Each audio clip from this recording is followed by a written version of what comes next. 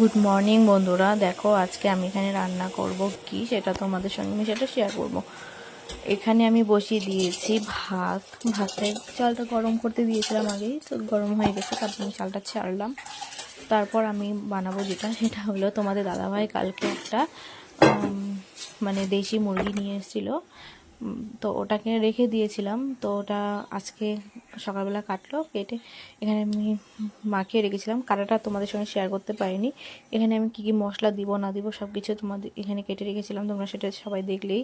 তারপর এখানে আমি তেলটা দিলাম, তেলটা গরম করে নিলাম, নিয়ে এখানটাতে আলুটা ভাজবো। আলুটা ভেজে উঠিয়ে দেবো। হ্যাঁ, উঠিয়ে দিয়ে তারপরে আবার অল্প তেল দিয়ে এখানে তেজপাতা দিয়ে দিলাম, জিরে সম্বার দিয়ে দিলাম, এখানে আমি এলাচ দিয়ে দিলাম কিছুটা, গরম মশলা যে দারচিনি হয় সেটাকে দিয়ে দিয়েছিলাম। দিয়ে ভালো করে একটু মানে ভেজে তারপরে এখানে আমি পেঁয়াজ টমেটো এটাকে দিয়ে দিলাম, দিয়ে একটু ভাজা ভাজা করবো, লাল লাল হয়ে যাবে। তারপরে এখানে আমি যে আগে ম্যারিনেট করা ছিল চিকেনটা, সেটা আমি এখানে দিয়ে দিলাম। এর মধ্যে ম্যারিনেট করে রাখা যে চিকেনটা আছে এটা দিয়ে এখানে ভালো করে নাড়বো, নেড়ে নেড়ে নেড়ে নেড়ে তারপরে আমি এটাতে একটু পরে মশলাটা দেবো। তো এরকম শীতের দিনে লাল লাল চিকেন কেমন লাগে?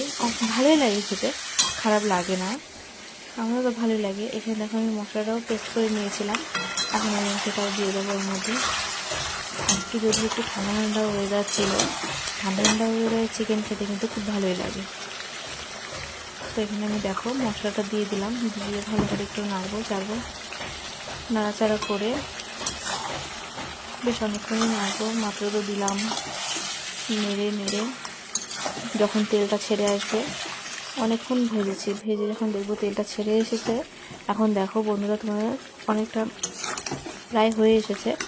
তারপরে আমি এটাকে, তোমাদের দাদাভাই আবার প্রেশারের মাংস খেতে খুবই ভালোবাসে, তো ওর জন্যই আর কি আমি এটাকে একটু ভালো করে কষিয়ে আমি প্রেশার কুকারের মধ্যে দিয়ে দেবো।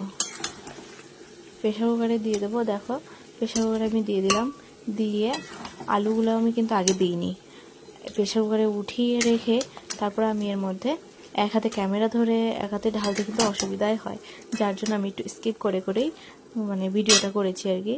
এই যে দেখো প্রেশার কুকারে আমার সম্পূর্ণ চিকেনটা দেওয়া হয়ে গেছে। তারপরে এখানটাতে আমি আলুগুলো দিয়ে দিলাম, তারপরে আমি পরিমাণ মতো একটু জল দিলাম, স্বাদ মতো একটু নুন লাগতো যার জন্য একটু নুনও দিয়ে নিলাম। দিয়ে এবার আমি এটাকে সিটিতে বসিয়ে দেবো। এরকম ঠান্ডা দিনে লাল লাল চিকেন খেতে কিন্তু খুবই ভালো লাগে। তোমার দাদাভাই খুবই ভালোবাসে এরকম চিকেন খেতে, দেখবে পুরো এরকম তেল ওপর দিয়ে